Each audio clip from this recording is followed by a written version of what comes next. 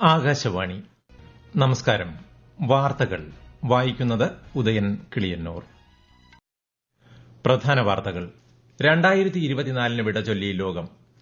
കിരൂബാസ് ദ്വീപിലും ന്യൂസിലൻഡിലും ഓസ്ട്രേലിയയിലും പുതുവർഷം പിറന്നു. ലോകമെങ്ങും ആഘോഷ നിറവിൽ.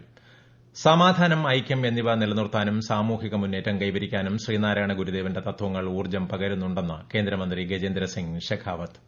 ഇന്തോ പസഫിക്കിലെ സുസ്ഥിരതയ്ക്കും സമൃദ്ധിക്കുമുള്ള സുപ്രധാന ശക്തിയായി ക്വാഡ് നിലകൊള്ളുന്നതായി വിദേശകാര്യമന്ത്രി എസ് ജയശങ്കർ. ഇന്ത്യൻ ബഹിരാകാശ സമ്പദ് വ്യവസ്ഥ കഴിഞ്ഞ 10 വർഷത്തിനിടെ മികച്ച പുരോഗതി കൈവരിച്ചതായി കേന്ദ്ര സഹമന്ത്രി ജിതേന്ദ്ര സിംഗ്. സാഹിത്യരചനയിലൂടെ സമൂഹത്തെ പുരോഗതിയിലേക്ക് നയിച്ച എഴുത്തുകാരനായിരുന്നു എം ടി വാസുദേവൻ നായരെന്ന് മുഖ്യമന്ത്രി പിണറായി വിജയൻ. 78ാമത് സന്തോഷ് ട്രോഫി ഫുട്ബോൾ ഫൈനലിൽ ഇന്ന് കേരള പശ്ചിമബംഗാൾ പോരാട്ടം. വാർത്തകൾ വിശദമായി. 2025 വരവേറ്റ് ലോകം. കിരൂബാസ് ദ്വീപിലും ന്യൂസിലൻഡിലും ഓസ്ട്രേലിയയിലും പുതുവർഷം പിറന്നു. കേരളത്തിലും പുതുവർഷത്തോടനുബന്ധിച്ച് ഒട്ടേറെ ആഘോഷ പരിപാടികൾ നടക്കുന്നുണ്ട്. കോവളം, വർക്കല, ഫോർട്ട് കൊച്ചി, മൂന്നാർ, കുമരകം തുടങ്ങിയ പ്രധാന വിനോദസഞ്ചാര കേന്ദ്രങ്ങളിൽ പുതുവർഷ ആഘോഷമാക്കാൻ നിരവധി പേരാണ് എത്തുന്നത്. പുത്തൻ പ്രതീക്ഷകളോടെ പുതിയ നാളുകളെ വരവേൽക്കാനുള്ള ആഘോഷത്തിന്റെ സുദിനമാണ് പുതുവത്സര ദിനമെന്ന് മുഖ്യമന്ത്രി പിണറായി വിജയൻ. ജാതിമത വർഗ്ഗ ഭേദമന്യേ ഏവരും ഒത്തൊരുമിക്കുന്നു എന്നതാണ് പുതുവർഷ രാവിന്റെ പ്രത്യേകത. നാളുകളെ പ്രകാശപൂർണമാക്കാനുള്ള ഊർജ്ജവും പ്രചോദനവും 2025 നമുക്ക് പകരട്ടെയെന്നും മുഖ്യമന്ത്രി ആശംസിച്ചു. സമാധാനം, ഐക്യം എന്നിവ നിലനിർത്താനും സാമൂഹിക മുന്നേറ്റം കൈവരിക്കാനും ശ്രീനാരായണ ഗുരുദേവന്റെ തത്വങ്ങൾ ഊർജ്ജം പകരുന്നുണ്ടെന്ന് കേന്ദ്രമന്ത്രി ഗജേന്ദ്ര സിംഗ് ഷെഖാവത്ത്. 92ാമത് ശിവഗിരി തീർത്ഥാടനത്തോടനുബന്ധിച്ച് ശിവഗിരിയിൽ നടക്കുന്ന കൃഷി, കൈത്തൊഴിൽ, വ്യവസായം, ടൂറിസം സമ്മേളനം ഉദ്ഘാടനം ചെയ്യുകയായിരുന്നു അദ്ദേഹം. കർഷകരുടെ ക്ഷേമത്തിന്റെയും സ്വാശ്രയത്തിന്റെയും വക്താവായിരുന്നു ശ്രീനാരായണ ഗുരുവെന്ന് കേന്ദ്രമന്ത്രി പറഞ്ഞു. Where the essence of Sri Sadguru Narayan Gurudev, his timeless teachings and resonates deeply with our modern aspirations for unity, peace and social progress. Sri Narayan Gurudev advocated for the welfare of farmers and the importance of self-reliance, echoing the deep connection between nature and human well-being. സനാതന ധർമ്മത്തെ ഉടച്ചുവാർത്ത് പുതിയ കാലത്തിനായുള്ള നവയുഗ ധർമ്മത്തെ വിളംബരം ചെയ്ത സന്യാസിവര്യനായിരുന്നു ശ്രീനാരായണ ഗുരുവെന്ന് മുഖ്യമന്ത്രി പിണറായി വിജയൻ. ശ്രീനാരായണ ഗുരുവിന്റെ സന്ദേശങ്ങൾക്ക് സാർവദേശീയവും സമകാലികവുമായ പ്രസക്തിയുണ്ടെന്നും അവ ശരിയായ അർത്ഥത്തിൽ ജനങ്ങളിലേക്ക് എത്തിക്കാനുള്ള ശ്രമങ്ങൾ ഉണ്ടാകണമെന്നും മുഖ്യമന്ത്രി പറഞ്ഞു. 92ാമത് ശിവഗിരി തീർത്ഥാടനത്തോടനുബന്ധിച്ച് നടന്ന തീർത്ഥാടന മഹാസമ്മേളനം ഉദ്ഘാടനം ചെയ്യുകയായിരുന്നു മുഖ്യമന്ത്രി. ഇന്തോ പസഫിക്കിലെ സുസ്ഥിരതയ്ക്കും പുരോഗതിക്കും സമൃദ്ധിക്കുമുള്ള സുപ്രധാന ശക്തിയായി ക്വാഡ് നിലകൊള്ളുന്നുവെന്ന് വിദേശകാര്യമന്ത്രി എസ് ജയശങ്കർ പറഞ്ഞു. ഓസ്ട്രേലിയൻ വിദേശകാര്യമന്ത്രി പെന്നി വോങ്, ജപ്പാൻ വിദേശകാര്യമന്ത്രി Takeshi Iwaya, US state secretary Antony Blinken എന്നിവരുമായി മേഖലയുടെ ആവശ്യങ്ങൾ സംബന്ധിച്ച ചർച്ച ചെയ്യേണ്ടതിന്റെ പ്രാധാന്യം അദ്ദേഹം എടുത്തു പറഞ്ഞു. ക്വാഡിന്റെ 20ാം വാർഷികത്തോടനുബന്ധിച്ച് കാലാവസ്ഥാ വ്യതിയാനം, മഹാമാരികൾ എന്നിവയ്ക്ക് പുറമെ തീവ്രവാദ വിരുദ്ധ പ്രവർത്തനങ്ങൾ, സൈബർ സുരക്ഷ എന്നീ സങ്കീർണമായ വെല്ലുവിളികളെയും ക്വാഡ് അഭിസംബോധന ചെയ്യുന്നു.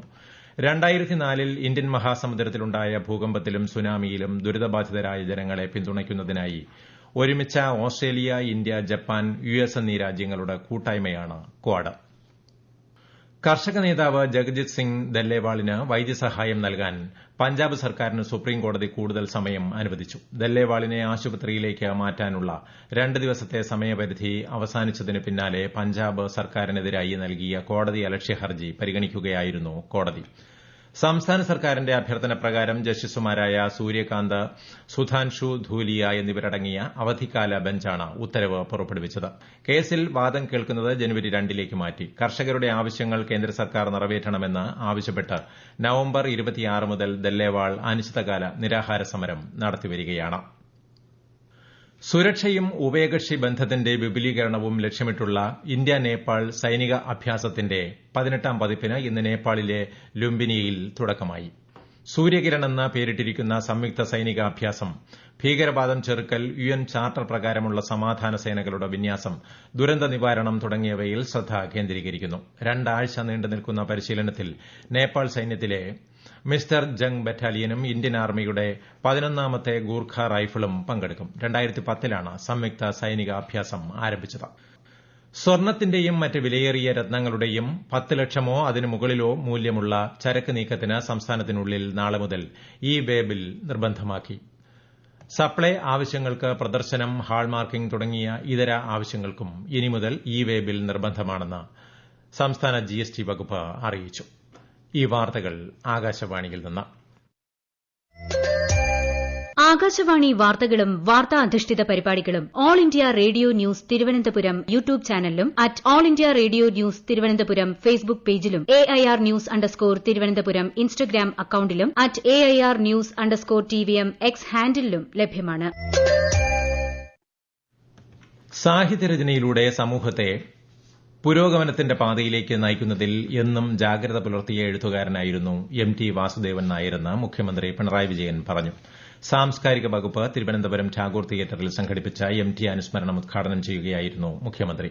സാഹിത്യമോ സിനിമയോ പത്രപ്രവർത്തനമോ ഏത് രംഗവുമാകട്ടെ അവിടെയെല്ലാം തിളങ്ങുന്ന മുദ്ര പതിപ്പിച്ച വ്യക്തിത്വമാണ് MT എന്നും ശ്രീ പിണറായി വിജയൻ പറഞ്ഞു. സാഹിത്യ സാംസ്കാരിക രംഗത്തെ നിരവധി പ്രമുഖർ ചടങ്ങിൽ MTയെ അനുസ്മരിച്ചു.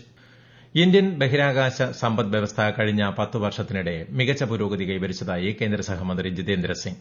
10 വർഷത്തിനിടെ 9% വർധനയാണ് രേഖപ്പെടുത്തിയത്. കൂടാതെ ഇന്ത്യൻ ബഹിരാകാശ മേഖലയെ സംബന്ധിച്ചിടത്തോളം സുപ്രധാന വർഷം കൂടിയായിരുന്നു 2024 എന്നും ന്യൂഡൽഹിയിൽ മാധ്യമങ്ങളോട് സംസാരിക്കവെ അദ്ദേഹം പറഞ്ഞു. As much as 157 million earned in the last 10 years. So in the last 10 years, it's been 9% hike in our space economy, and we hope to maintain the same pace. In fact, it's quite likely that our pace will go up further. And now we have also added on, for the first time, another location for launching in the Tuticorin district of Tamil Nadu, which will be handy also for many other reasons. And some of the upcoming, we have very ambitious calendar lined up for the next few years. 2024 വിക്ഷേപിച്ച XPoSat Aditya L1 ദൌത്യം, ആദ്യ ദേശീയ ബഹിരാകാശ ദിനാചരണം, സ്പൈഡെക്സ് ദൌത്യം എന്നിവ അദ്ദേഹം ചൂണ്ടിക്കാട്ടി. ഇതിനു പുറമെ ഗഗൻയാനുമായി ബന്ധപ്പെട്ട നിരവധി പരീക്ഷണങ്ങൾ പുരോഗമിക്കുകയാണെന്നും ശ്രീ സിംഗ് പറഞ്ഞു. തൃക്കാക്കര MLA ഉമാ തോമസിന് കലൂർ ജവഹർലാൽ നെഹ്റു സ്റ്റേഡിയത്തിൽ വീണ് ഗുരുതര പരിക്കേറ്റ സംഭവത്തിൽ ഭാരത ന്യായ സംഹിതയിലെ വിവിധ വകുപ്പുകൾ ചേർത്ത് സംഘാടകർക്കെതിരെ പോലീസ് കേസെടുത്തു. സംഭവവുമായി ബന്ധപ്പെട്ട് അറസ്റ്റിലായ മൃദംഗ വിഷൻ CEO ഷമീർ, മുളന്തുരുത്തി സ്വദേശി ബെന്നി, പരിപാടി ഏകോപിപ്പിച്ച കൃഷ്ണകുമാർ എന്നിവർക്കെതിരെയാണ് ജാമ്യമില്ലാ വകുപ്പുകൾ ചേർത്ത് കേസെടുത്തത്. സംഘാടകരിൽപ്പെട്ട നികോഷ് കുമാർ, ജനീഷ് എന്നിവർ സമർപ്പിച്ച മുൻകൂർ ജാമ്യ ഹർജി ഹൈക്കോടതി അടുത്ത മാസം 3-ന് പരിഗണിക്കും. അതിനിടെ ഉമാ തോമസ് MLAയുടെ ആരോഗ്യസ്ഥിതിയിൽ ആശാവഹമായ പുരോഗതിയുണ്ടെന്ന് ഡോക്ടർമാർ അറിയിച്ചു. 78ാമത് സന്തോഷ് ട്രോഫി ഫുട്ബോൾ ഫൈനലിൽ ഇന്ന് കേരള പശ്ചിമബംഗാൾ പോരാട്ടം. ഹൈദരാബാദിലെ ഗച്ചിബൌളി സ്റ്റേഡിയത്തിലാണ് മത്സരം. 16 തവണ സന്തോഷ് ട്രോഫി ഫൈനലിൽ എത്തിയിട്ടുള്ള കേരളം 7 തവണ കിരീടം സ്വന്തമാക്കിയിട്ടുണ്ട്. 32 തവണ കിരീടം സ്വന്തമാക്കിയ ബംഗാൾ ഇത് 47ാം തവണയാണ് കലാശപ്പോരിന് ഇറങ്ങുന്നത്. 2024 റെയിൽവേ മേഖലയ്ക്ക് പരിവർത്തനത്തിന്റെ കാലമായിരുന്നുവെന്ന് റെയിൽവേ മന്ത്രാലയം. യാത്രക്കാർക്ക് സുഖകരമായ അതിവേഗ യാത്രാനുഭവം ഒരുക്കുന്നതിന്റെ ഭാഗമായി 136 വന്ദേ ഭാരത് ട്രെയിനുകളാണ് ഈ വർഷം സർവീസ് ആരംഭിച്ചത്.